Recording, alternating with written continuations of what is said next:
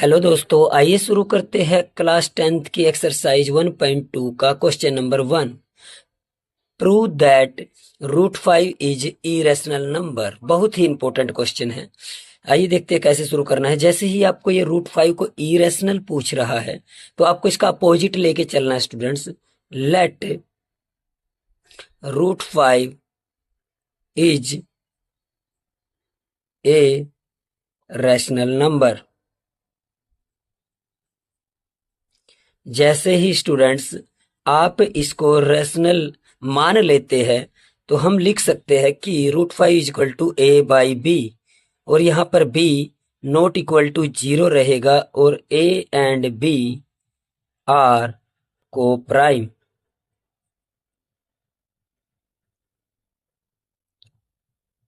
अब यहाँ पर देखिए स्टूडेंट्स, आपने जो कोप्राइम लिखा है इसका मतलब ये है कि इसका ए और बी का कोई भी कॉमन फैक्टर नहीं होगा। एक के अलावा इसका कोई भी कॉमन फैक्टर नहीं होने वाला है। ठीक है।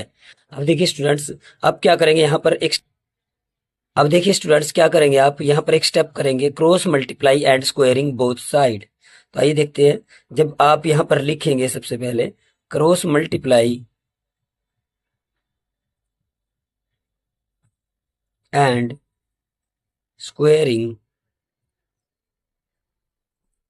बोथ साइड,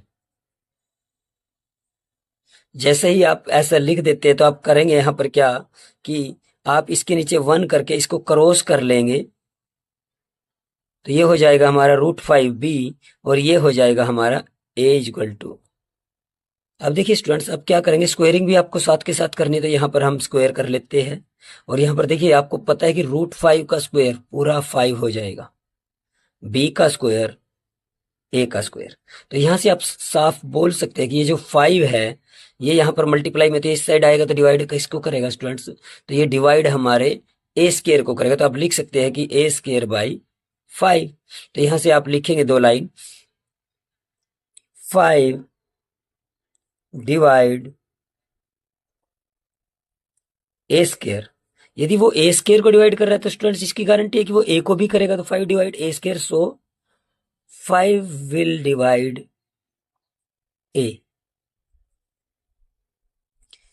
ठीक है स्टूडेंट्स, अब क्या करना है स्टूडेंट्स, आपको इस ए के स्थान पर एक नया नंबर पुट करना है। ए इज इक्वल टू करेंगे 5c। यदि स्टेटमेंट के अंदर 3 है तो आप पुट करेंगे 3c। तो यहाँ पर ए इज इक्वल टू 5c एक नया नंबर रहेगा आपका।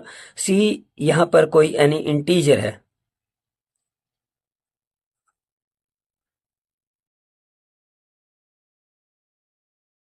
अब क्या करेंगे स्टूडेंट्स, आप इसको a is equal to 5c को इसके अंदर पुट कर देंगे। इसको इक्वेशन नंबर 1 दे रहा हूं।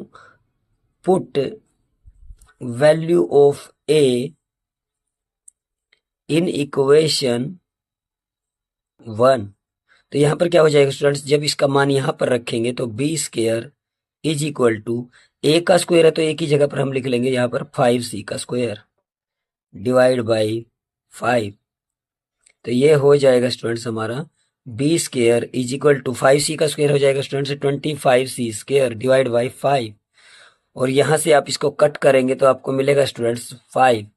तो यहाँ से आप क्या कहेंगे students, B square is equal to 5c square.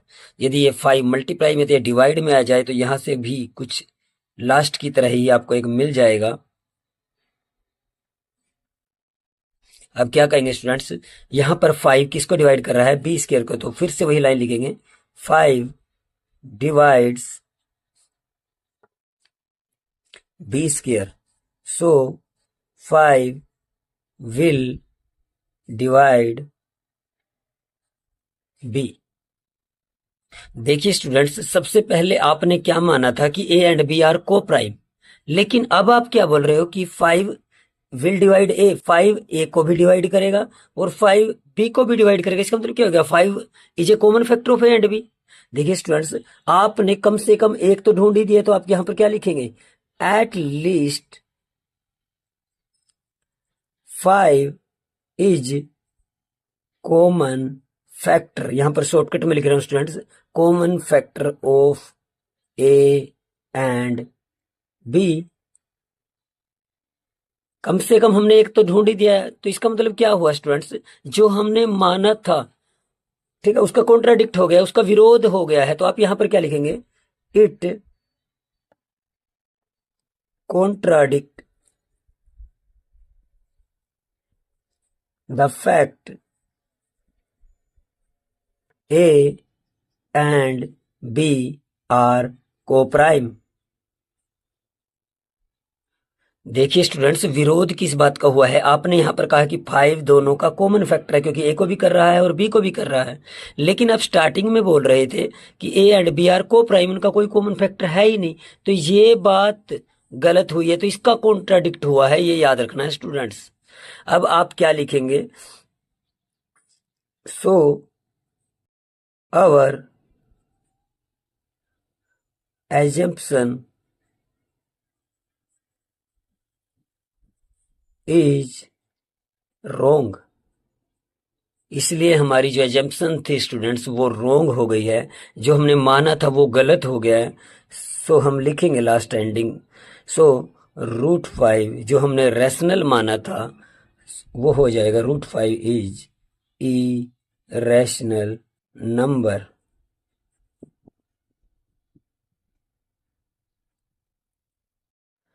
आइए शुरू करते हैं क्वेश्चन नंबर 2। आइए स्टेटमेंट को समझते हैं। 3 + 2 √5 is irrational number of if it is given that √5 is irrational. इस टाइप का क्वेश्चन जिसके अंदर आपको √5 को इरेशनल दिया गया होगा और आपको ये प्रूव करना होगा, तो आप सबसे पहले इसके अंदर क्या करेंगे, लेट अस कॉन्ट्रेरी चूज कर लेंगे। आप लेट 3 + 2 √5 इज रैशनल नंबर। और जैसे स्टूडेंट्स आप इसको रैशनल नंबर पूछ करेंगे तो आप कह सकते हैं कि 3 + √5 इज इक्वल टू a/b। और यहाँ पर जो b होगा वो हमारा नॉन जीरो रहेगा। और हम एक लाइन और लिख सकते हैं, a एंड b आर को प्राइम।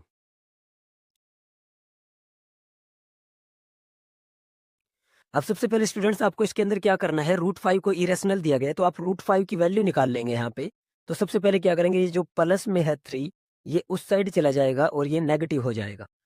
तो हमारा बन जाएगा a/b - 3। तो इसका रेसिप्रोकल या फिर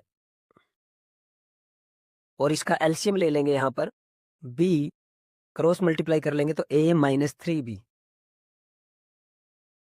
अब क्या करेंगे स्टूडेंट्स, इस 2 को इस साइड ले आएंगे तो ये मल्टीप्लाई से डिवाइड में आ जाएगा और हमारा √5 इक्वल हो जाएगा a - 3b is equal to 2b। और यहीं से स्टूडेंट्स कहानी शुरू होगी, क्योंकि देखिए यहाँ पर क्या है कि √5 किसके इक्वल है, एक ऐसे नंबर्स के इक्वल है जो कि डिवाइड की फॉर्म में है, a/b की फॉर्म में है। It means a - 3b divide by 2b is a rational number. यहाँ पर हमें कोई डाउट नहीं है।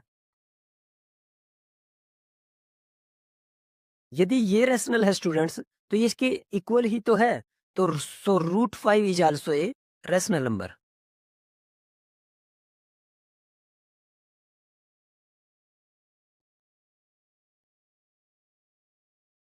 अब देखिए स्टूडेंट्स, आप यहां पर कह रहे हो कि √5 एक रैशनल नंबर है, लेकिन उन्होंने जो दिया है वो क्या है कि √5 इज इरेशनल नंबर। देखिए स्टूडेंट, हम यहाँ पर क्या कर रहे हैं कि जो हमें दिया गया था √5 इज इरेशनल, उस बात को कॉन्ट्राडिक्ट कर रहे हैं। हम कह रहे हैं कि √5 एक रैशनल है और उन्होंने कहा था कि √5 एक इरेशनल है। तो ये जो कॉन्ट्राडिक्शन अराइज हुआ है ये हमारी गलत सुपोजिशन के कारण हुआ है जो हमने लेट किया था। सो हम यहाँ पर लिखेंगे, but it is given that, given क्या है हमें, √5 इज इरेशनल। अब देखिए स्टूडेंट्स, हमारी कॉन्ट्रडिक्शन गलत किसके कारण हुई है, क्योंकि हमने जो सपोज किया था वो गलत किया था, तो हम उसको सही कर लेते हैं। सो 3 + 2 √5 इज इरेशनल।